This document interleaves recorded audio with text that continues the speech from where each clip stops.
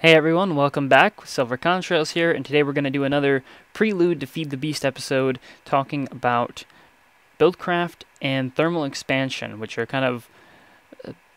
Thermal Expansion is sort of a child mod of Buildcraft, if I remember correctly. It was made after Buildcraft, and it sort of includes extra stuff for it to make it a more complete mod. So yeah, let's go ahead and get into this. I think this is going to be the last one of these that I do. I was thinking about doing another one for Mistcraft, maybe like Railcraft or something, but I think I'll just do these two and then kind of hit the other stuff up as I go along. So again, here's all our industrial craft stuff we talked about last time.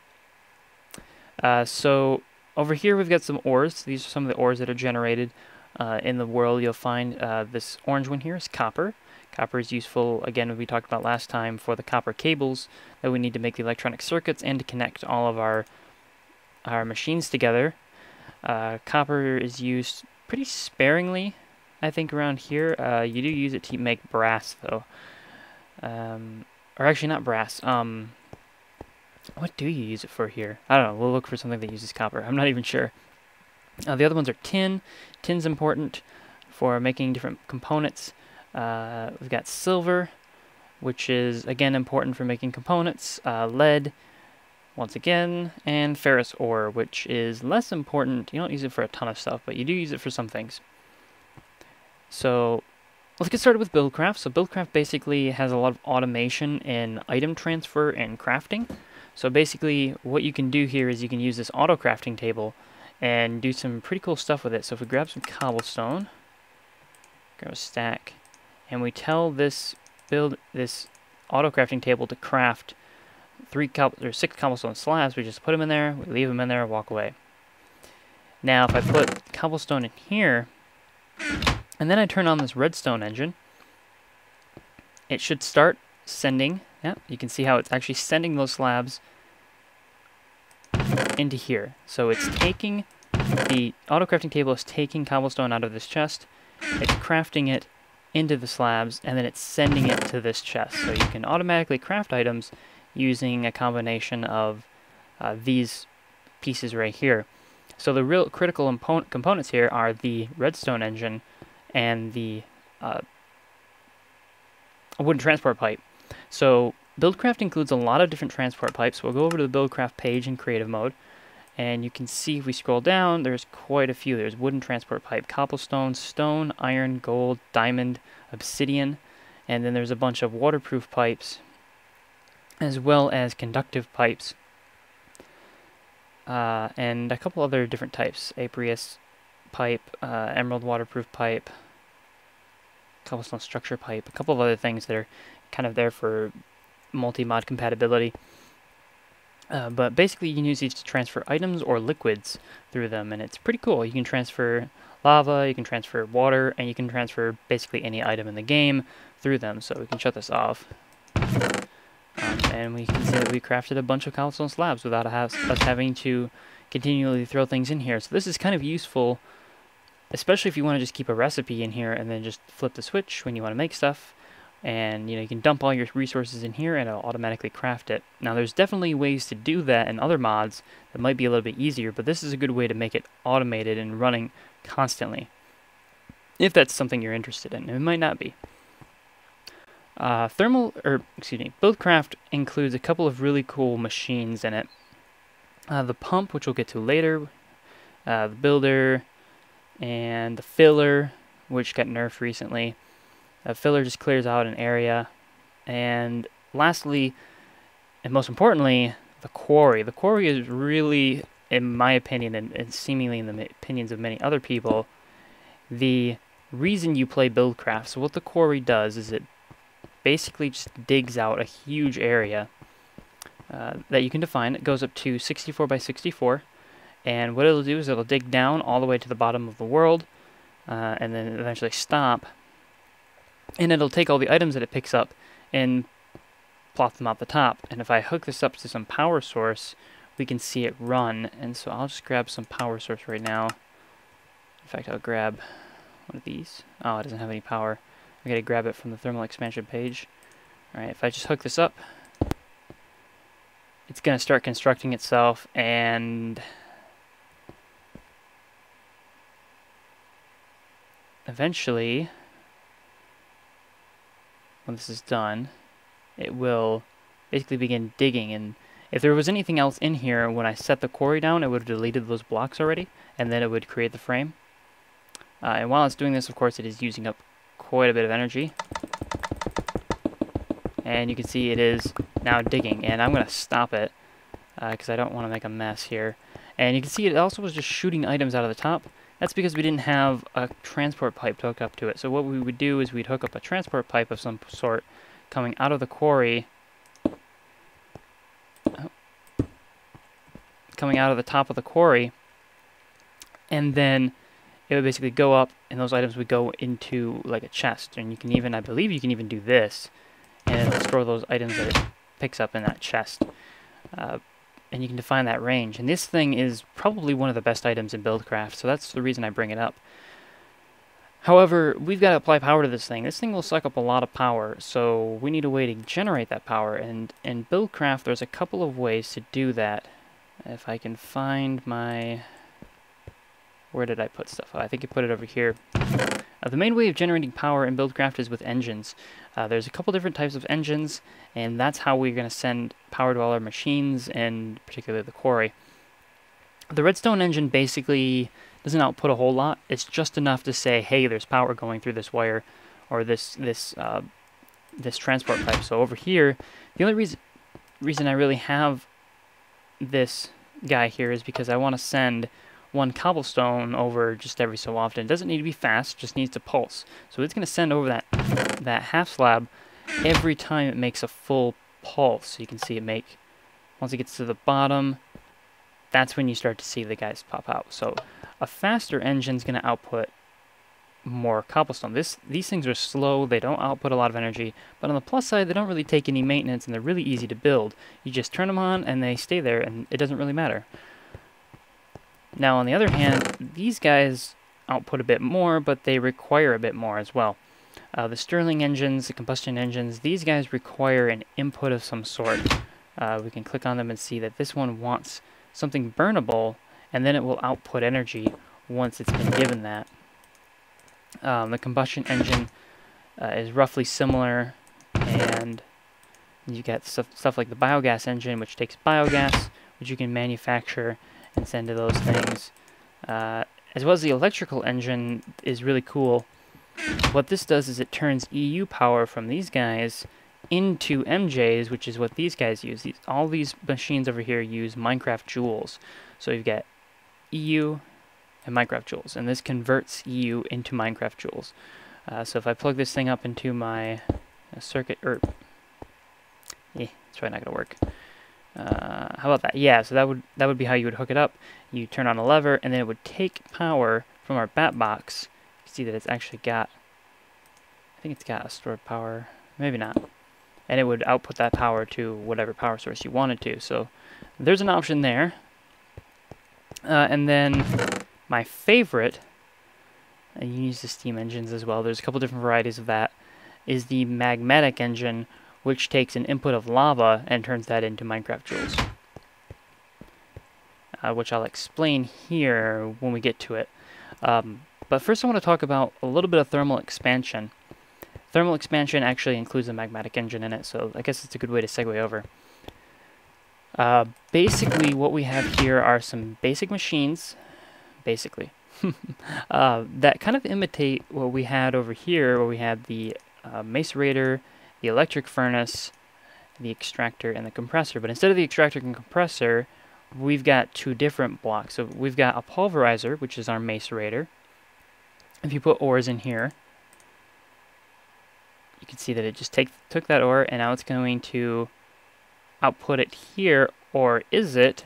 Wait. It just output it over here, and it's not even outputted in here. And wait. Oh, look. Silver ingots. All the way in this chest over here. Ready to go. Ready to be used. So there's a lot going on here. I'll try to explain it as well as I can. Basically, the pulverizer is your macerator. It's going to take any ore and give you 2 dust. Your powered furnace is identical to your electric furnace. It's going to take anything you put in it, including dust, and turn it into ingots. Well, it's going to take dust and turn it into ingots. Anything else, it's going to do whatever else it does with its recipes. And there's clearly quite a few recipes you can... Oh, you can smelt these. Single color default portal gun. Interesting. Sorry.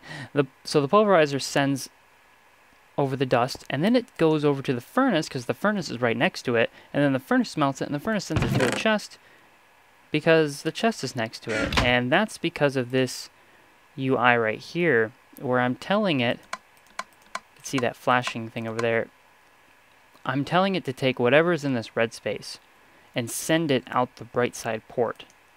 And I'm telling this thing that it can receive from the left side port, and that it can send out on this orange space to the right side port, which again, you can see like the little orange square in there. In fact, I'll just pick this up. It's going to output to anything that's right here. In this case, happens to be a chest. So that's thermal expansion machines.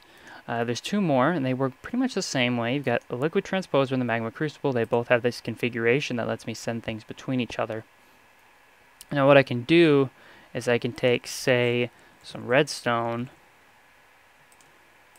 and I can put this in the magma crucible, and it will melt the redstone, and it'll turn into liquid redstone. And if it's not connected to anything, it'll just store it in its tank here. If it is connected to something, it'll store that in whatever that's connected to. In this case, it's storing it in the liquid transposer. So why am I storing things in a liquid transposer? Well, that's because we need to make redstone conduits, redstone energy conduits, which is what we see here. There's a lot of different ways to power things in Buildcraft, and a lot of different types of wire in Buildcraft and thermal expansion. But in thermal expansion, you have this redstone energy wire or energy conduit. This is what I prefer to use for pretty much everything. But in order to make it, you need to have a magma crucible to melt redstone, and then a liquid transposer to put that redstone into a... Oh, I gotta disable that. So it actually sent that one to my pulverizer because I had it hooked up that way, but I can disable that pretty quickly. And so I made a redstone energy conduit by taking this redstone and transposing it into an energy conduit that's just kind of on its own. So again, they have the empty energy conduits become the redstone energy conduits. And you can do the same with energy cell frames, which also need to be filled with redstone. Just takes a lot longer. And you make these guys, which are basically batteries. And you can pick them up, and they maintain their charge. Really cool. Lastly, we have the tesseracts, which there are three varieties of the energy tesseract, the liquid tesseract, and the item tesseract. And right now, I pretty much only use the item tesseracts and the energy tesseracts, and that's because of a new block kind of makes the liquid tesseract obsolete unless you really need it for something specific. What you do with the energy tesseract is you can place it down, and you can link them together. So I can set them both to frequency 1. And now what they'll do is they'll send energy. I'm going to send this one to send only and this one to receive only. So this one's going to send... Oh, my frames died. This one's going to send and this one's going to receive. So if I get an empty redstone energy cell and I place it at the receiving end, you can see that it's at 0 of 600,000 MJs, and I put a fully powered one over here that's at 600,000 MJs. You can see it's losing power because it's sending it to this one. And these guys can be as far away as you want. They can be between dimensions. They can be anywhere. If you do send them between dimensions, though, you take a power loss. So that's something to keep in mind. You take about, I think it's like 25% of your power gets lost. But yeah, that's basically redstone energy cells and tesseracts, which are two really cool items. Now with a magma crucible, you can do a lot of other things too. You can stick in quite a bit. I'm not sure if you can put in sandstone or anything. But if you take, say, netherrack, and you put that in there, it'll turn this netherrack into lava. It'll take, I think it's like 3 netherrack per lava. bucket of lava.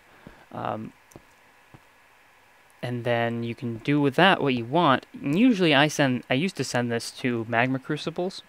Or excuse me, I used to send this energy from magma crucibles, this lava that I'm generating here, to magmatic engines. And then magmatic engines would apply power to everything. Now, it uses power in order to turn the netherrack into lava, but it uses up less power than I generate with the lava and the magmatic engine. That's been nerfed a little bit. I don't try to use that technique anymore, but it's something to keep in mind.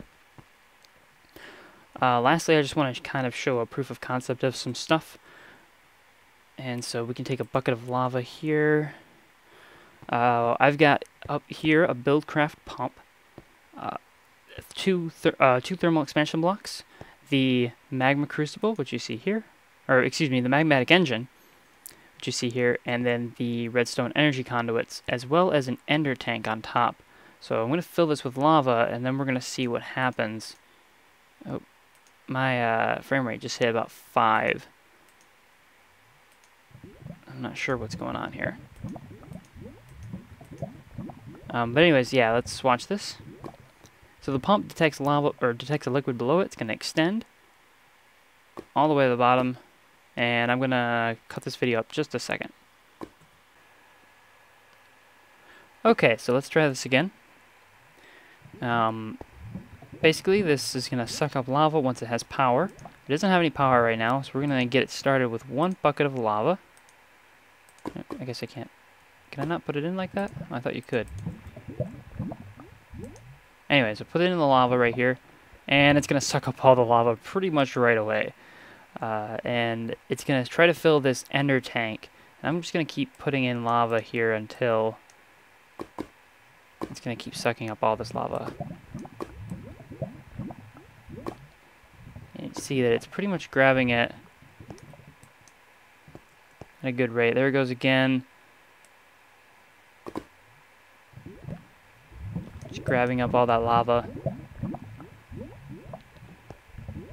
If I had a decent-sized pool, this would be a better example. But you can see the magmatic engine actually filled up. So I put in 1 bucket, and it can hold 4 buckets. And again, in these mods, everything's measured in millibuckets. So instead of being 4,000 buckets, it's 4 buckets. So just take off everything but the last digit. At least in this case. Just take off 3 digits. And it's not able to take up anymore because I've filled it all the way. But one cool thing is you can see how I have this ender tank up here, and it's got the 3 white indicators. So that means it's on white, white, white frequency. So any other ender tanks that are on that white, white, white frequency can also contain the same materials here, the same lava here. In fact, if I grab one in my hands, you can see that it fills up, because it knows too that it's got that same capacity because it's in that interdimensional storage. But if I come over here and I flip the switch, now I'm sending lava. Basically, when it's on the red side, if the red side is on top, it means that it's sending lava. So, oh, I didn't mean to do that. So now it's going to drain lava out of here, and the pump's going to kind of turn back on, suck up the rest of the lava because now it's got a place to go, and it's going to fill up this tank. And this tank, each increment is a bucket of lava, and it's probably going to fill it up. Okay, about right there. Now it's out of lava again, so it filled up quite a bit. Each holds 10, so that's 16 buckets of lava, and that's pretty good. That can actually run a magmatic engine for a long, long time. These things will run for quite some time. There's a little bit of an internal buffer for these pumps too. Definitely, this is the way I generate power towards the mid-game, kind of early mid-game, whenever I can set up these guys. I had to wait a long time when I set it up on my last world because I had to make a tesseract, but now you can make these guys, and these guys are a lot easier to make. They just take blaze rods, a single ender pearl, 2 obsidian, and some wool. And when it comes to making some of these things, it's pretty easy, actually, especially thanks to thermal expansion. You can make the igneous extruder, which is a really cool starting item. Basically, you put in lava and you put in water. So if I grab a bucket of lava or a bucket of water, and I set it to obsidian first, and I put in the water, and I put in the lava, and then I access it, you can see that it will take the water bucket and the lava bucket, and it will turn it into an obsidian block. So here's a way to get obsidian as an item in your inventory before you get to a diamond or a diamond pickaxe. And it doesn't take any energy to do so. I don't need it to be hooked up at all. In fact, it can't take energy in any way. You can also do this and have it produce cobblestone indefinitely. So now that it's on like this, it will simply produce cobblestone as long as there's inventory space in here. That's about all I have to say. If you're getting started, my suggestion is to go for a grinder. This is actually an item from the new mod pack. Is that it? I want to make sure I'm talking about the right one. The new mod pack, which is Applied Energistics. So Applied Energistics says, there it is, this quartz grinder specifically. The quartz grinder, and you need the wooden crank. Now this thing doesn't take a lot. It just takes some quartz dust, some stone, and some wood. And then the wooden crank, of course, takes a little bit more wood. Now why do I suggest making this? Well, if you're playing on GregTech, remember that a macerator is going to cost you diamonds. So in here, it's only going to cost you some refined iron, some redstone, some more refined iron, and some copper, and some rubber. Now, if you can't get that, then that kind of sucks. But you should be able to get that much. If you're trying to make a pulverizer, oh, that's not what I want at all. Pulverizer, there it is. If you're trying to make a pulverizer, eventually I'm going to get it, and then we're all going to have a good time. If you're trying to make one of these guys take copper. So they do take copper, so we found out where the copper comes from. They take glass, some gold, and some more gold, some redstone. Definitely the quartz grinder is the easiest thing to get. You will find the quartz grindstone. You'll find quite a bit of quartz dust if you just go mining. It's not too hard to find, and it's definitely cheap. If you're playing on GregTech, obviously this is probably going to be the cheapest way to go. And what you do is really simple here. You put in your ore, you spin the twisty thingy here, the handle, the lever, whatever you want to call it. Anyways, it puts the ore into the to the sort of grinding space, and you keep going, and eventually it turns it into dust. So you take this dust, you throw it in your furnace with some burnable materials, whatever, and you get out your 2 ingots. So this lets you duplicate your ores, or double your ore output, without having to get a pulverizer or a macerator, and it gives you that early game bonus. It makes it so that you're not wasting resources when you're making these things for the first time, especially the macerator or the pulverizer, when you can go down into a cave and you can get like 3 or 4 iron and turn that into 6 or 8, or you can come back with 20 iron. It ends up being 40 if you've got the time and patience to use the quartz grindstone, which you might have anyways because you're building other things and you're waiting for machines to run because they're being slow when you start off. Yeah, so quartz grindstone is really cool. I definitely suggest it if you're starting off. And that's about it for most of the Buildcraft stuff. Again, that was Applied Energistics and not Buildcraft or Thermal Expansion, but yeah, definitely powering the quarry is a big deal because it's a really good item. Figuring out how all the transport pipes work and all the different gates work and item transport within Buildcraft is really cool as well, and it's definitely fun to take out. But be warned that the quarry is not easy to make. It takes diamonds, quite a bit of diamonds. Diamond gears require 4 diamonds themselves. You need to make a diamond pickaxe, which requires 3. So you're talking about 8, 9, 10, 11 diamonds. You've got to make 4 gold gears. So you're talking about 4 per each. So it definitely adds up very quickly. That's like 16 gold, 11 iron, or 11 diamonds, and then a bunch of iron and some redstone, plus everything to power it. So you've got your work cut out for you, and you shouldn't expect to make it on the first day, especially if you're playing GregTech, which by default this mod pack has on. But again, I'm not going to play using. So that's about all I have for today. I hope you guys enjoyed, and my next time I come back, I should be playing on my world, and hopefully not getting too bad of a lag. But again, if you guys have any questions about any of the mods or anything, let me know, and yeah, that's it. So until next time then.